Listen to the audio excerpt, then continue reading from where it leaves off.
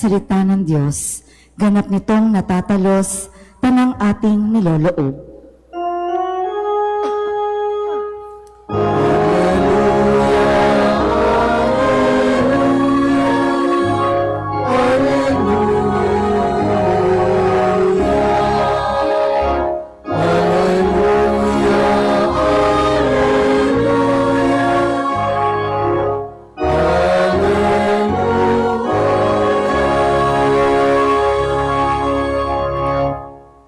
Sumainyo ang Panginoon. At sumayo rin. Ang mabuting balita ng Panginoon ayon kay San Lucas. Papuri sa iyo, Panginoon. Noong panahong iyon, isinaysay ni Jesus ang isang talinghaga upang ituro sa mga alagad na dapat silang manalangin lagi at huwag manghinawa. Sa isang lungsod, wika niya, may isang hukom na hindi natatakot sa Diyos at walang taong iginagalang. Sa lungsod ding iyon ay may isang babaeng balok na punta ng punta sa hukom at humihingi ng katarungan. Tinanggihan siya ng hukom sa loob ng ilang panahon, ngunit nang malaunan ay nasabi nito sa sarili, "Bagamat hindi ako natatakot sa Diyos ni gumagalang kanino man, igagawad ko na ang katarungang hinihingi ng babaeng ito sapagkat lagi niya akong ginagambala. Baka pa ako mainis sa kaparirito niya." At sinabi ng Panginoon, "Narinig ninyo ang sinabi ng masamang hukom. Hindi ipagkakait ng Diyos ang katarungan sa kanyang mga hinirang na dumaraing sa kanya araw-gabi, bagamat tila nagtatagal iyon. Sinasabi ko sa inyo, agad niyang igagawad sa kanila ang katarungan. Ngunit pagdating ng Anak ng Tao sa daigdig na ito, may makikita kaya siyang mga taong nananalig sa kanya?"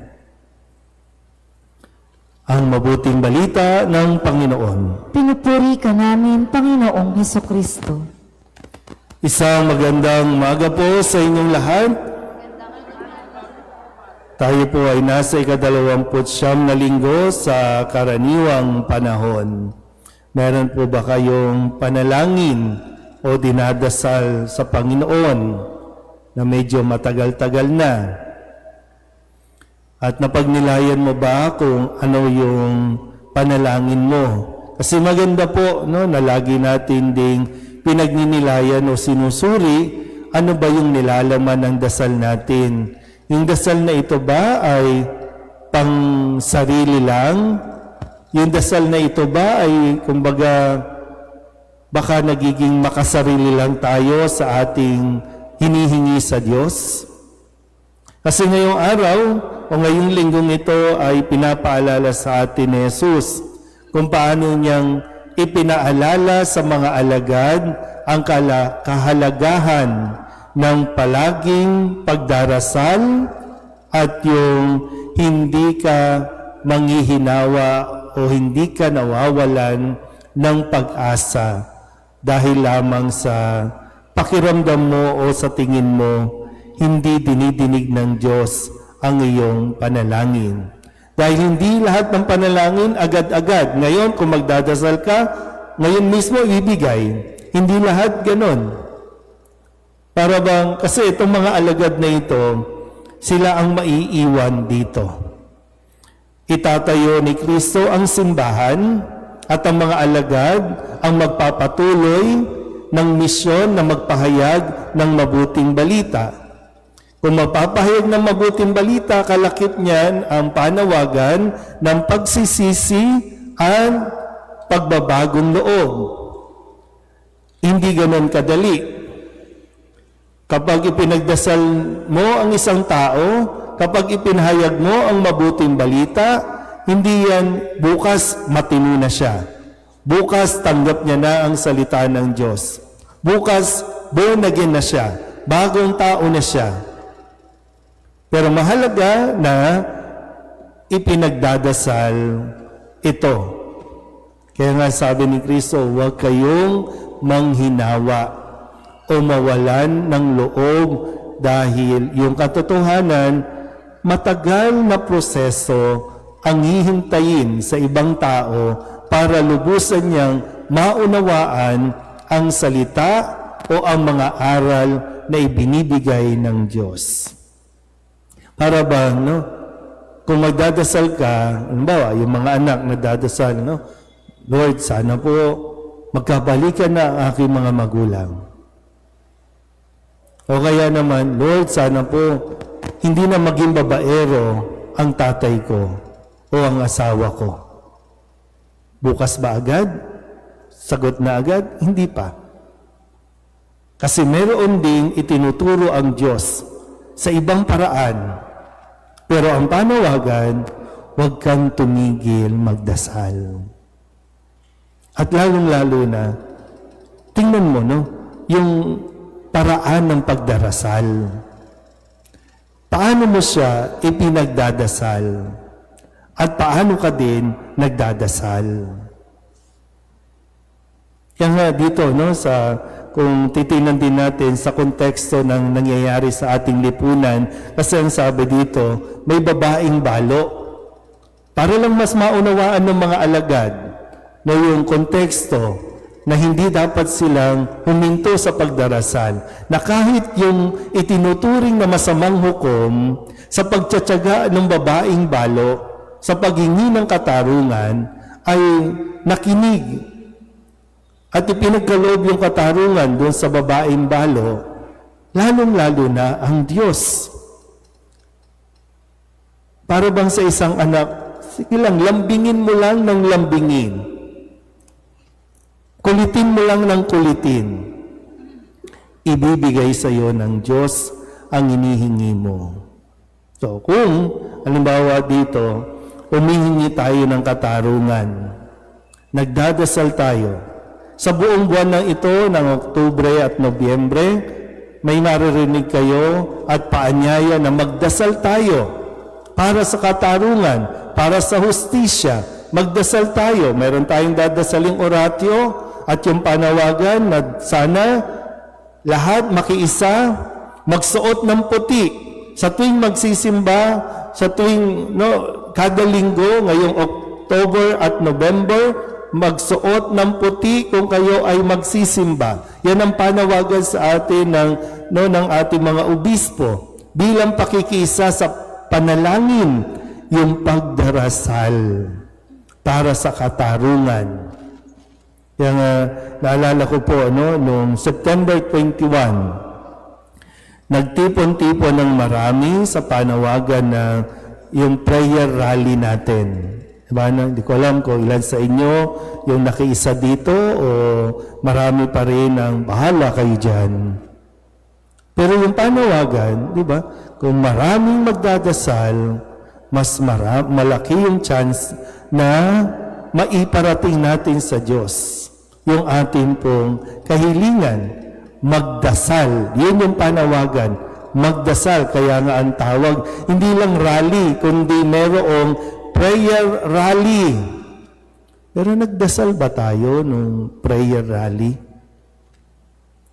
Kasi kung prayer rally, kung sa ipinapaliwanag ni Kristo, ang Diyos ay matuwid at handa niyang ipagkaloob ang katarungan sa mga humihingi nito. Pero ipagkakalooban ng Diyos ang dasal natin kung ang sigaw natin ay mamatay na kayo. Kung pagkakalooban ng Diyos yan na mamatay na kayo, yung mga magnanakaw, mga nagnanakaw, mamatay na kayo. Kasi maraming ganun, di ba? Sa kalye, maririnig mo, yun ang sigaw. Mamatay na kayo. Meron pa nga mga mura. Paano magiging matuwid ang Diyos kung ang dasal ng isang tao ikakapahamak ng kapwa niya? Ang malinaw, ang utos ng Diyos, ibigin mo ang iyong kapwa gaya ng iyong sarili. Ipagdasal ang mga umuusig, ang mga nagpapahirap. Kung magdadasal ka na mamatay na sana siya, parang hindi ito pagiging matuwid ng Diyos. At kung sakali lang, kung gusto nating mamatay sila, pag sinasabi nating mamatay na ang magnanakaw, sino matitira sa atin? Hindi ka ba nangupit sa tanang buhay mo? Wala kang kinupitan? Hindi ka sumimple sa pitaka ng tatay o ng nanay mo? Hindi ka nandaya nung tuition fee na hinihingi mo, dinagdagan mo pa?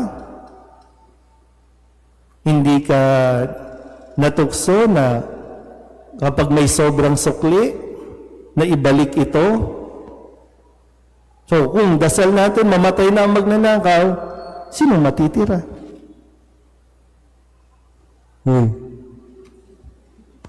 Ano? Kaya parang sabi ko, parang may mali. Magtitipon tayo para sa prayer rally, pero ang lumalabas sa bibig natin, kapahamakan para, di ba dapat ang pagdarasal? Sana po maliwanagan sila ng isip at lalong-lalo na tayo mismo maliwanagan ng isip. Kasi nagdadasal naman tayo, di ba? Kaya nga may oratio tayo. Lord, sana magkaroon ng katarungan, no, ng kapayapaan. Narinig naman ng Diyos yan eh. At ipinigay na ng Diyos. Okay, ibibigay ko ang inyong kahilingan. Pero pagdating ng eleksyon, anong ginawa natin? Pinili pa rin natin yung nakikita niyo po ba? Nagdadasal ka, pero hindi mo naman ginagawa. Dadasal na, marami po, magdadasal. Lord, sana bigyan mo ako ng magandang kalusugan. Maging healthy po sana ako. Pero ayaw mo naman itigil yung bisyo.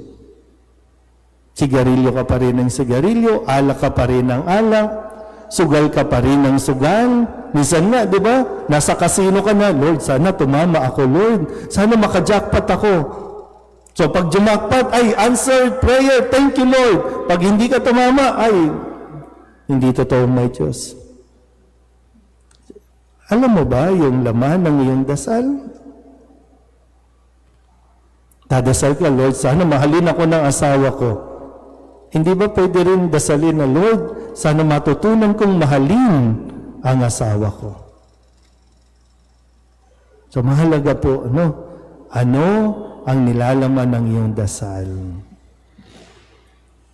Kasi kayo naman mga magulang, kayo makakaunawa ng ganito, na hindi lahat ng hinihingi ng iyong anak, ibibigay mo. Kasi kung bigay ka ng bigay, napapasama ang iyong anak. Sumasama ang ugali, mas napapahamak, di ba? Kaya hindi yung, para ba, pagbigay ka ng bigay, ay tanda ng pagmamahal yan. Pag hindi mo binibigay, ay hindi ako mahal. Hindi ganun, ha? Yung hindi naman yung pagdadamot, pero yung pagtanggi ng Diyos sa ating mga kahilingan ay tanda rin ng kanyang pagmamahal sa atin dahil alam ng Diyos kung ano makakabuti at makakasama sa atin. Kaya kailangan din natin hingin sa Diyos yung kaliwanagan ng isip na maunawaan natin kung ano ang dahilan ng Diyos kung bakit hindi pa natin nakikita yung tugon sa ating mga dasal. Pero ang malinaw, ang sinasabi ni Kristo, huwag kang panghihinaan ng loob at huwag kang titigil na magdasal. Amen?